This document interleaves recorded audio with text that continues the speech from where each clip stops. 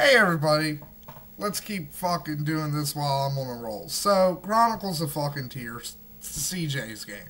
So, we start out in the elf village, and it's there's some shenanigans. Apparently, someone has been sending Johns up to Abby's character's room and saying she's in the customer service industry, and apparently that person is a big half orc. Me. Now, the problem with this is I'm sincerely trying to play a good character in this game. And Tango is not making that easy. But you know what? I wouldn't have it any other way. Because this makes me fight to stay good. Because, like, if I was evil, hell, if I was neutral, I would be like, okay, shit's on. But no, I'm good. So I didn't do it. And, that was the end of it. Abby went, questioned Tango, and intimidated him. Even though he successfully lied to her, but she was like, she basically intimidated everybody, I guess, in the fucking place. She was like, don't fuck with me, I will burn you to the goddamn ground. So, after those shenanigans, we decide to go investigate the ruins near, not the ruins, actually, but the hedge mage. Because we kind of, plotted it out, we can swing down to the hedge mage and then hit other things going back up. So, we decided to go down to the hedge mage. And it's weird. Rob and Abby try to detect magic, and it's everywhere. Every type of magic that there is, it's in this hedge mage. So, Rob flies up because he's like a half angel thing. And he kind of scans it, and it's not a complex maze. We should be easily able to figure shit out. But, there's a lot of fog and shit, so CJ planned ahead for Rob. He's like, yeah, you're not gonna fly up. Dum-dum. So, so we decide to go in, and we find a lot of statues. A lot of statues that are very, very lifelike. And at first I was like, goddamn fucking Medusas. I was like, god damn it. What is it? What's it with me and Medusas? Why do they keep coming? It wasn't Medusa. Spoiler alert. It's something else. Something more cool. So we're looking at these statues, and we're looking down, the rows, trying to figure out where we should go. And we spot a gnome, and he sees us, and he screeches, and he turns invisible. So, Rob fires off a shot at the gnome. So, but he still turns invisible. And he's like, you won't hurt my master. And then he runs off. It's like, master? So we're going around, and we start hearing a thud, thud, thud, thud, thud, thud, thud, thud. It's like, what the fuck is it? So we go around this one corner, and there's a minotaur with a big fuck-off hammer. And, he's walking, and then he sees us, and he's like, blarg.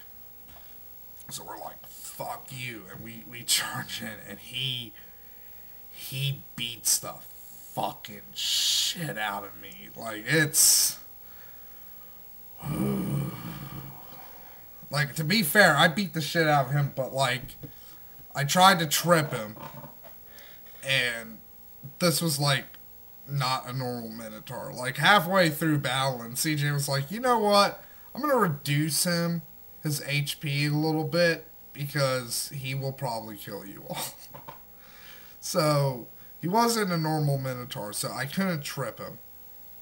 And then he grappled me because Abby did her weapon thingy and managed to get his weapon hot, and it got loose. And I managed to grab it, and then I ran back to Rob to get healed a bit, and then I threw the fucking hammer somewhere else so you couldn't fucking get it.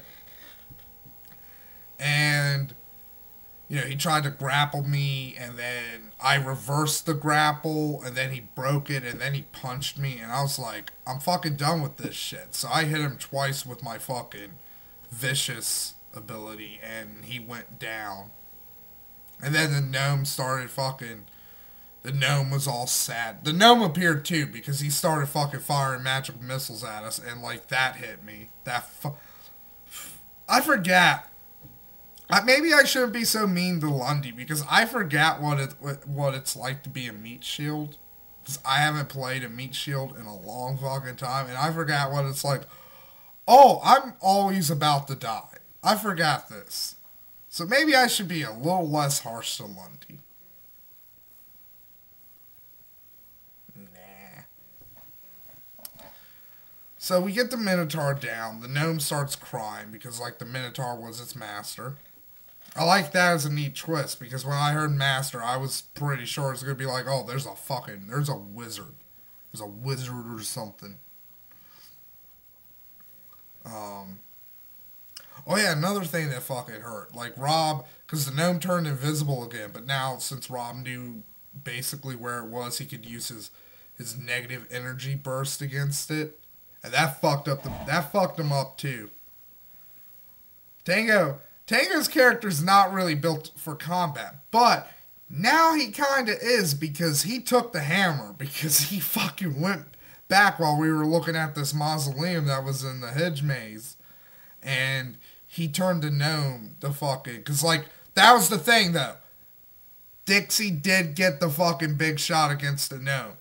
That was how we were able to track him, because Dixie got a crit on the gnome, and CJ uses, like, this variant critical success deck. So if you succeed on a critical, you get, like what happened with Dixie is, like, I think he pierced, like, his rib. I mean, not his ribs, like his lungs or something, or he clipped one of his, like, arteries, and, like, the gnome was getting, like, 2 bleed damage each round. So he's just, like, bleeding fucking profusely and shit. So Dixie turns him to fucking stone, and he's like, I got me a statue. So we go into the crypt. Well, Rob's got his skeleton. He sends his skeleton in, and then we go in. And then there's a mummy. And it's like, fuck. And it's so weird. Like, the mummy did less damage to me than the stupid fucking skeleton. But but the fucking stupid goddamn fucking Minotaur. But that's because, like, I didn't close into it until very last. And Abby got a fucking hell of a fucking hit off on it with her fire shit. Because, like, mummies are weak against fire. That's like, because mummies have, like, damage reduction normally. So we pound the mummy. Rob collects the ashes. There's a lot of goodies in the mausoleum. We take those. And Rob's skeleton gets obliterated, so he raises one of the other skeletons that's already in the mausoleum. We go out, we find, like, where the gnome was living. It's a filthy little hovel. It's disgusting. We find another chest with some assorted various goodies. And then we find the source of the magic in the maze. A giant pool of, like, pure magic. Because, like, the maze was built on, like, ley lines. So, like, this pool, it, like, just radiates magic. And it wasn't just the Minotaur that was turning people to stone with his hammer. It was also the pool, because it turns out the pool, basically, you don't age, and you're cured if you step in it. But what happens is, well, I mean, not if you step in it, but if you sleep within the area of it. But what happens is, as the years go on and you rely more and more on the pool, your body starts turning to stone. And that's what happened because there's like a lot of stone statues around the pool, and those ones were turned to stone by the pool. But what happened though is one of the statues was kind of alive because it attacked Abby, and we're fighting it, and Dixie fucking sticks his rapier into the pool, like maybe like this will short out the magic and kill the statue. It didn't. Instead, what it did is it sent a gigantic burst of electricity throughout the entire fucking maze, which hit everything. So it did hit the statue, but it hit everybody else. So I'm having enough of this shit. And I'm like, you know what? I'm gonna fucking, yeah, I'm gonna bull rush the fucking statue into the fucking pool. Which I did, and the statue falls into the pool and gets obliterated. And that's where we ended it. So, it's a pretty good game. Pretty good game. Like a lot of things caught me off by surprise. Like I really did think there was going to be a magical user in this maze. I mean, there probably technically was a magic user at one point. This is like a font of pure magic. I think the fucking elves will probably appreciate this. If we go back to them and we're like, hey, there's this fucking, thing of pure magical energy. You might want to do something with it. That's going to have to wait for another game.